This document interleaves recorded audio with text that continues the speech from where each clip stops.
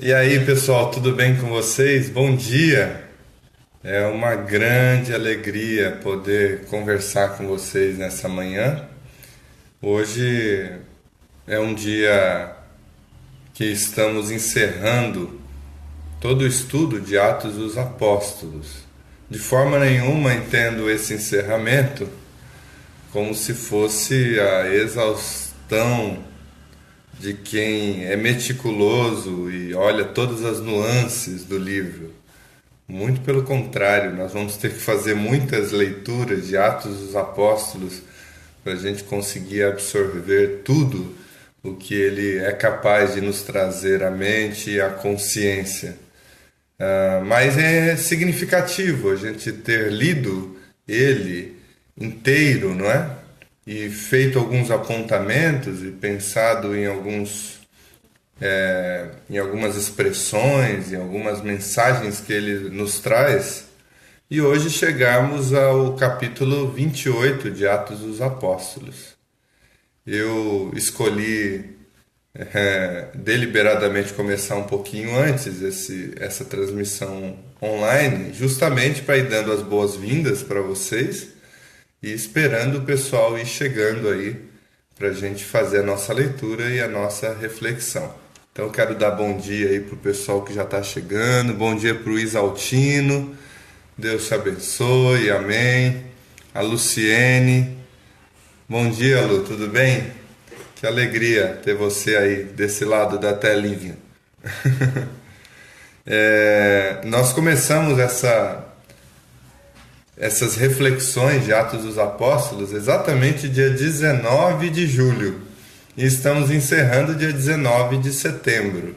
Então, sem querer, acabamos começando exatamente há 2 meses atrás, terminando 2 meses depois. Então, nós levamos 2 meses, praticamente uma mensagem por dia, tirando sábado e domingo, mas nós fomos no ritmo possível, não é? Das minhas agendas, dos meus compromissos e hoje nós estamos encerrando. Não sei se após o livro de Atos nós vamos começar um outro livro. Eu estava pensando em fazer uma série de mensagens curtinhas de 1 minuto, chamada 1 minuto de sua atenção, e trazendo mensagens resumidas acerca do Evangelho, do perdão, do amor, de 1 minutinho só. E lançando aí para vocês todos os dias no seu WhatsApp, no Facebook, no YouTube. É uma ideia que eu estou tendo. Talvez eu faça isso ao mesmo tempo que eu continuo lendo algum outro livro, não é? Ou talvez não, talvez eu me concentre só fazer esse 1 minuto de sua atenção e deixe então as reflexões de outros livros para outros momentos. No final da leitura e das reflexões de Atos 28, eu queria abrir a possibilidade de você fazer a pergunta que você quiser. Você pode fazer a pergunta baseado no livro inteiro de Atos, ou então apenas baseado na leitura de hoje, de Atos 28, tá bom? Eu quero pedir para você, se você tiver aí a sua Bíblia no celular ou impressa, seja como for, leia comigo Atos 28, ou então apenas acompanhe, ouça aí essa leitura e reflita comigo, tá bom? Bom dia, Márcio. Tudo bem, querido? Bom dia para você. Vamos ler então? Vamos lá. Atos 28, versículo 1 diz assim: Uma vez em terra, verificamos que a ilha se chamava Malta. Então, lembre-se que ontem nós falamos de Paulo, o apóstolo, que estava sendo conduzido para Roma e passou por uma experiência de naufrágio, certo? E Paulo, então, acaba de descer com os homens do navio, né? Em terra boa, vamos dizer assim. E eles estavam, então, numa ilha chamada Malta. Os bárbaros trataram-nos com singular humanidade, porque acendendo uma fogueira, acolheram-nos a todos por causa da chuva que caía e por causa do frio. Então eles encontraram gente humana ali, gente que cuidou deles com todo carinho e admiração. Tendo Paulo ajuntado e atirado à fogueira um feixe de gravetos, uma víbora, uma cobra, fugindo do calor, desesperada, né, prendeu-lhe a mão. Então mordeu Paulo.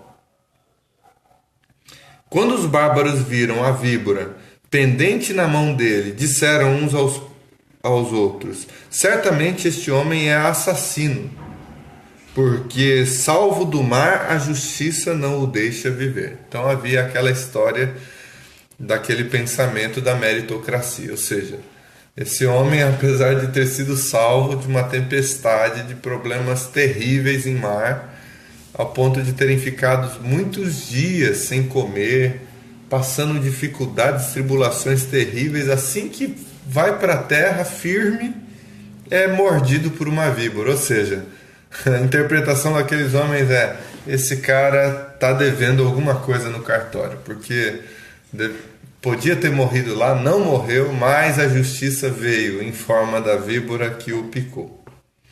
Porém, Paulo, sacudindo o réptil no fogo, não sofreu mal nenhum. Então se cumpriu aqui o que Jesus tinha dito lá: aqueles que crerem, não é? Sinais vão os acompanhar, falarão em línguas estranhas, se beberem algum veneno mortífero não lhes fará dano algum, né? Farão sinais e prodígios. E mais uma vez, essa palavra, essa mensagem, essa promessa de Jesus se cumpre na vida de Paulo, de tal maneira que o réptil não fez mal algum a Paulo. Mas eles esperavam que Paulo viesse a inchar ou a cair morto de repente. Mas depois de muito esperar, vendo que nenhum mal lhe sucedia, mudando de parecer, diziam ser ele um Deus. Ou seja, de amaldiçoado, de castigado, de alguém extremamente pecador e necessitado de castigo, Paulo agora é tido como um Deus, porque ele foi picado, foi mordido, mas nenhum dano foi causado nele. Perto daquele lugar havia um sítio pertencente ao homem principal da ilha, chamado de Públio, o qual nos recebeu e hospedou benignamente por 3 dias. Aconteceu achar-se enfermo de disenteria, ardendo em febre, o pai de Públio. Paulo foi visitá-lo e, orando, impôs-lhes as mãos e o curou. Então imagine agora o pensamento dessas pessoas, hein? Paulo recebe a mordida, nada acontece com ele, e agora o pai do principal da ilha de Malta fica doente. Paulo vai lá, ora, impõe as mãos e o cura. À vista desse acontecimento, os demais enfermos da ilha vieram e foram curados, os quais nos distinguiram com muitas honrarias, e tendo nós de prosseguir viagem, nos puseram a bordo tudo o que era necessário. Então, através da vida de Paulo e desses acontecimentos, eles foram supridos nas suas necessidades como uma forma de gratidão daquele povo que vivia naquela ilha. Ao cabo de 3 meses, embarcamos num navio alexandrino, que invernara na ilha e tinha por emblema Dióscuros. Tocando em Siracusa, ficamos ali 3 dias. Donde, bordejando, chegamos a Régio. No dia seguinte, tendo soprado o vento sul, em 2 dias chegamos a Puteoli, onde achamos alguns irmãos que nos rogaram ficássemos com eles 7 dias. E foi assim que nos dirigimos a Roma. Lembrando que tudo isso é a viagem de transporte de Paulo até Roma, para ser julgado pelos romanos. Tendo ali ouvido os irmãos notícias nossas, vieram ao nosso encontro até a praça de Ápio e as 3 vendas, vendo o Paulo e dando por isso graças a Deus, sentiu-se mais animado.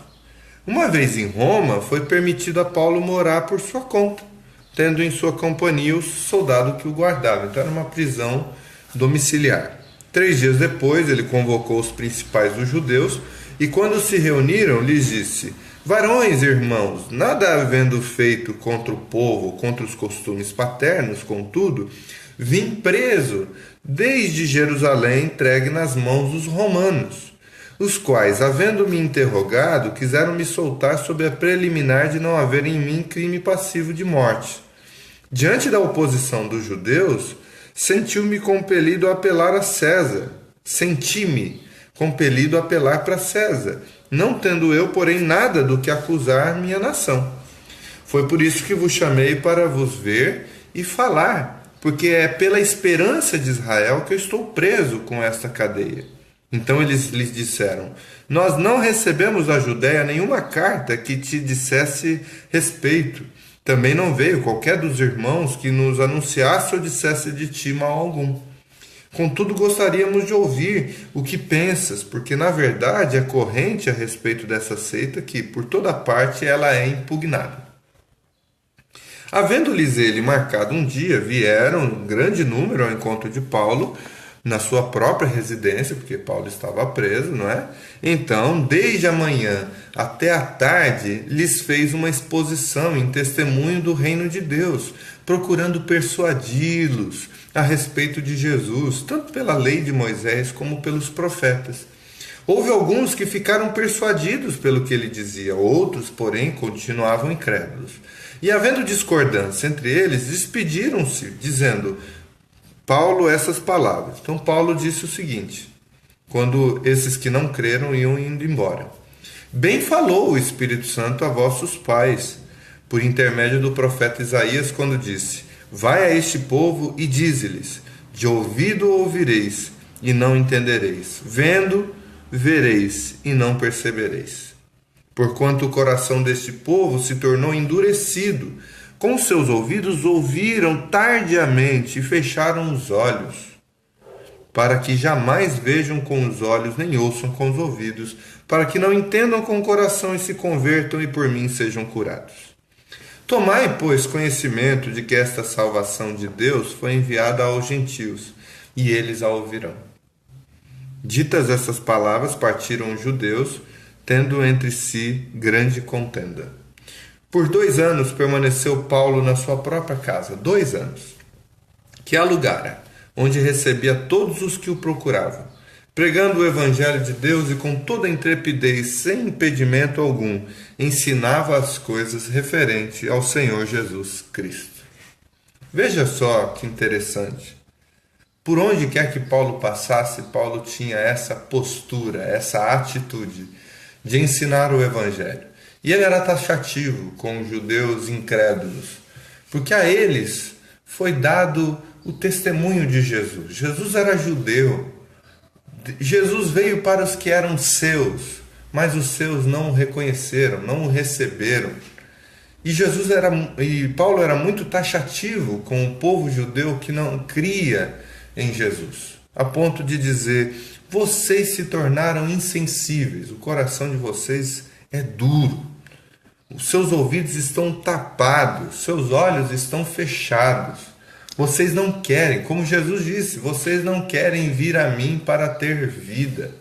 Veja como o evangelho ele põe pessoas em confrontamento, põe realidades em choque.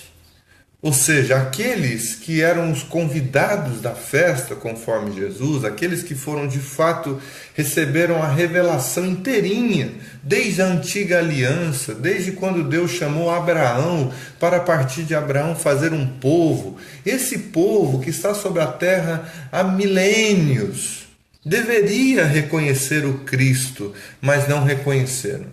E o mataram. E recusaram-se a crer na mensagem do Evangelho. E outros que nem faziam parte desse povo, como o centurião romano, como muitos samaritanos, como muitos pagãos, criam em Jesus com uma receptividade profunda. E estes eram então salvos, libertos, agraciados pela bondade de Deus e pela salvação que Jesus lhes promovia. Paulo, ele recebia pessoas em sua casa para ensinar o evangelho. E é interessante isso. Interessante a gente ler no finalzinho de Atos dos Apóstolos que por 2 anos Paulo permaneceu na sua própria casa, que alugara, onde recebia todos os que o procuravam. pregando o reino de Deus com toda intrepidez, sem impedimento algum, ensinava as coisas referentes ao Senhor Jesus Cristo. Por que é interessante? Porque Paulo via na sua própria casa o ambiente propício para acolher pessoas. Primeiro porque ele estava preso. Mas essa prática de se reunirem nas casas já estava espalhada por todas as províncias onde iam crendo no Evangelho. É só você crer, é só você ler no finalzinho de cada uma das cartas que Paulo ia escrevendo aos irmãos, e você vai tendo essas notícias. Você vai pegando lá no finalzinho, por exemplo, da carta aos Coríntios, e você vai ler o seguinte: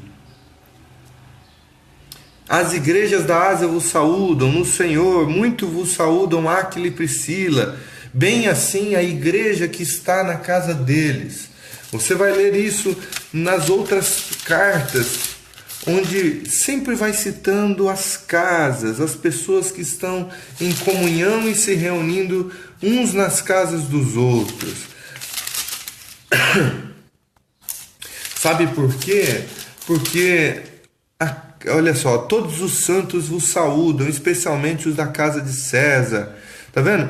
E você vai pegando os textos, você vai percebendo que essa era uma prática constante. A casa é um ambiente de intimidade. É um ambiente onde você é você. A gente, para fora de casa, consegue passar uma mensagem equivocada sobre nós mesmos. A gente consegue criar uma imagem e fazer os outros acreditarem nessa imagem. Mas dentro de casa, não. Quando a gente trata os nossos filhos, trata a nossa esposa, todo mundo sente o ambiente de uma casa. Se alguém vier aqui em casa, vai perceber se aqui é um ambiente de contenda, se aqui é um ambiente de muita briga, pelo olhar, pela forma com que eu trato as pessoas, não apenas os de fora, mas especialmente os de dentro. A casa é um ambiente de muita intimidade. Por isso que Jesus usa essa metáfora o tempo todo, né? Eis que estou à porta e bato, aquele que abrir a porta, eu entrarei em sua casa e cearei com ele e ele comigo. E mais do que a casa, a mesa é um ambiente de intimidade, onde naquela época só se trazia à mesa gente íntima, amigos profundamente entrelaçados nos seus corações com a gente.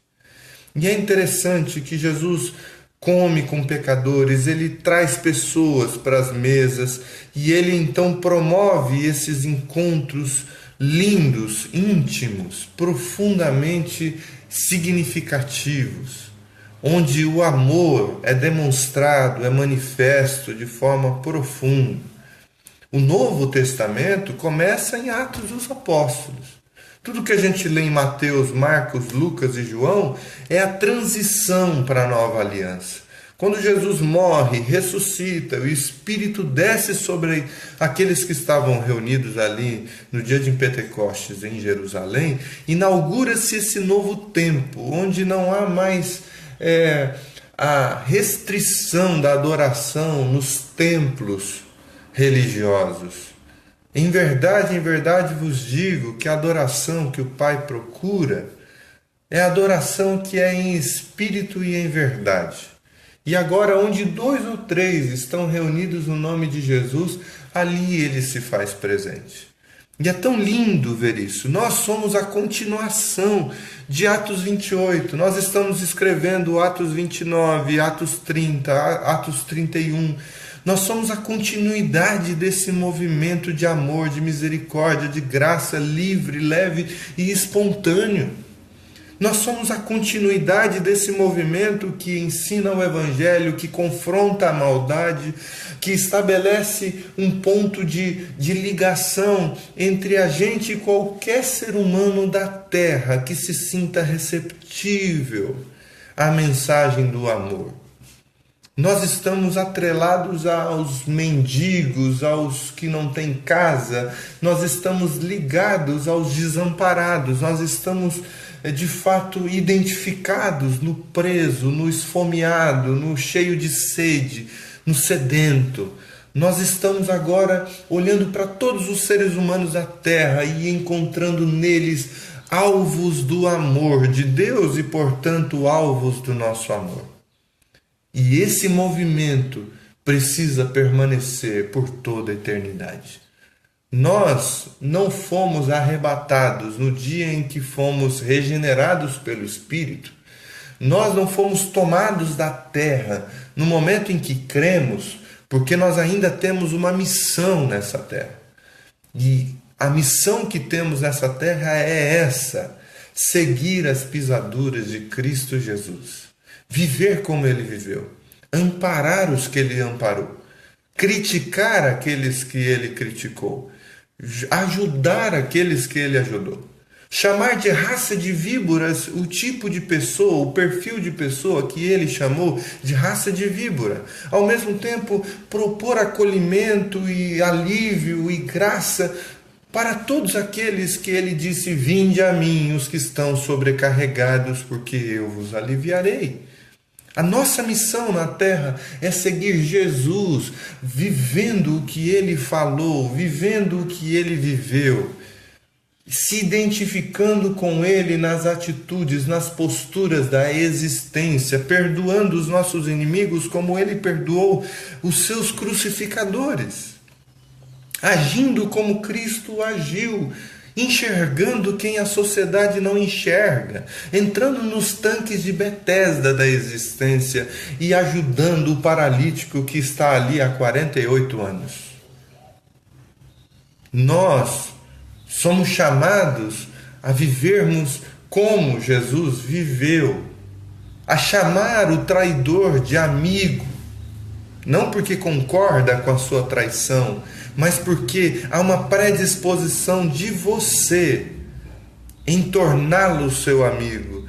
O que sai de você é amizade, é graça, é bondade, é misericórdia, ainda que do outro saia traição, saia barganha, ainda que do outro saia maldade na sua direção. Viver como Jesus viveu é vigiar e orar, porque o espírito está pronto, mas a carne é fraca. É viver como Jesus, é não ceder aos apelos da sociedade, ainda que a sociedade tente de fazer de você um rei. Quando Jesus viu que eles queriam fazê-lo rei à força, ele se retira e vai para o monte, vai orar, e ele se isola propositalmente para não ceder aos apelos daqueles que queriam torná-lo grande, exaltado, porque não era essa a sua missão. Agir como Jesus, se negar a receber as benesses do diabo, que disse: tudo isso te darei, que disse: joga-te daqui para baixo e os anjos o protegerão, que disse: transforma essas pedras em pães. Por que viver com fome? Você tem todo o poder, você tem a capacidade de fazer isso, então faça como um espetáculo público e serás exaltado. E Jesus disse: não, está escrito, nem só de pão vive o homem. Não, está escrito, não tentarás o Senhor teu Deus. Não, está escrito, só a Deus devemos prestar culto. Quando nós agimos com as finanças como Jesus agiu, dizendo: não dá para seguir dois senhores, não dá para servir duas divindades, porque ou vai aborrecer a um e exaltar o outro, ou vai exaltar esse um e aborrecer o outro. Não dá para servir a Deus e ao dinheiro. Não dá. Viver como Jesus na existência, na sua simplicidade. A simplicidade de quem anda à beira-mar, ensinando o Evangelho, sem a necessidade de nenhuma dogmatização, institucionalização de nada. Sendo espontâneo e amando e cuidando e ajudando de forma liberal, sem ficar formalizando, sem ficar chamando isso de ministério disso, de ministério daquilo, só fazendo o bem por toda parte. Nós não precisamos dessa parafernália para vivermos o Evangelho. Nós não precisamos de criar formatações rígidas, fixas, inamovíveis, para a gente de fato tentar gerir o que o Espírito está fazendo de forma livre e espontânea. Nós não precisamos. Deixe o Espírito soprar para onde Ele quer. Porque os nascidos do Espírito são assim, ninguém sabe para onde vai, nem de onde veio. É como o vento. Mas nós queremos controle, nós queremos formatar as coisas, nós queremos subjugar o que Deus está fazendo de forma tão livre. Deus está agindo por toda a terra, mas nós queremos centralizar o poder em nossas mãos. No final das contas, nós estamos querendo ser deuses. No final das contas, nós queremos designar, conceituar, dogmatizar todas as coisas, doutrinar as pessoas, a fim de que elas sirvam ao nosso propósito e a fim de nos vangloriarmos de termos sido usados para aquilo que a gente chama de salvação. Mas a gente, de fato, só é útil nessa seara mesmo quando a gente só quer servir, quando a gente só quer amar, quando a gente não quer prender ninguém a nós, quando a gente quer cuidar, sem fazer do outro um sequestrado por nós. Quando a gente age assim, nós estamos cumprindo a missão de Jesus. Nós estamos continuando os atos dos apóstolos. Mas quando a gente cria uma fixação pelo poder, pelo controle, pela influência que podemos oferecer, daí a gente se perde na caminhada. A gente perde a simplicidade da caminhada. A gente perde a capacidade de viver como Jesus viveu. Só quem entendeu isso sabe do que eu estou falando. Porque isso salta dos textos. Leia Atos dos Apóstolos inteirinho se você tem alguma dúvida. Isso salta do texto. Essa liberdade salta o tempo todo. O tempo todo. Tempo todo. Tempo todo. Amém? Amém. Bom, queridos, eu queria abrir para vocês a possibilidade de fazerem perguntas e terei a maior alegria de respondê-los. Você pode deixar aí a sua mensagem e enquanto isso eu vou dar um bom dia para o pessoal que eu ainda não dei, tá bom? Pode ir escrevendo aí a sua pergunta, a sua colocação, o seu comentário e eu vou ler e vou tentar esclarecer na medida do possível. Bom, já tinha dado um abraço no Márcio, tem a Euridice, que é sempre muito presente aqui, né, na minha página. Ela disse: bom dia, Rodrigo, amei esses vídeos, faça mais vídeos como esses. Amém. Vou fazer sim, com certeza, se Deus assim permitir. Tá bom? O Frank disse: bom dia meu amigo, tudo bem? O Carlos Velaço também, bom dia. Edmilson: bom dia, Rodrigo, sou de Cariacica, Espírito Santo. Oh, que coisa boa, ainda pretendo conhecer aí o estado do Espírito Santo. Tem um amigo muito chegado chamado Igor Camargo, que é uma pessoa incrível, eu gostaria muito de conhecê-lo pessoalmente, um grande compositor, um grande músico, amo as músicas que ele compõe, e ele é aí do Espírito Santo, não lembro exatamente qual a cidade, mas que legal. Bom dia, querido, seja bem-vindo. A Kátia também, muito bom, Rodrigo, que bom, Kátia, que bom que é útil para você. A Josiane, bom dia. A Thalita, lá do Rio, bom dia. A Vera Gama, bom dia, Vera, tudo bem? A Lana, um pouco atrasada, mas cheguei. Bom dia, Lana. Então, que bom ver vocês aí, vocês são muito queridos. Então eu quero abrir essa possibilidade. Faça aí sua pergunta, o seu comentário, e eu vou ter a maior alegria de responder, não é? E até amanhã eu vou informar para vocês como é que a gente vai continuar daqui para frente, né? Ou refletindo sobre determinado livro das Escrituras, ou também nós vamos tratar de outras coisas, eu ainda estou pensando. O Alan, tudo bem? Casa Branca de São Paulo, interior. Bom dia, Alan, tudo bem, meu amigo? Será que fica muito longe aqui de Presidente Prudente? Prudente que fica longe de tudo, né? Fica mais ou menos uns 600 quilômetros aí de São Paulo. E não sei se Casa Branca fica aqui mais perto da gente ou se fica mais perto da capital. É uma alegria poder ter você aqui com a gente também. Bom, se vocês não têm nenhuma pergunta, então eu vou encerrar esse vídeo e depois eu vou disponibilizar isso para vocês. Eu vou baixar aí do Facebook, colocar lá no YouTube e mandar pelo WhatsApp o link desse vídeo para quem quiser assistir. E lembrando o seguinte, que lá no meu canal no YouTube eu fiz uma playlist com todos os vídeos de Atos dos Apóstolos. Então eu vou deixar também aí na descrição desse vídeo o link para todo o nosso estudo de Atos, tá? Lá também tem outras playlists.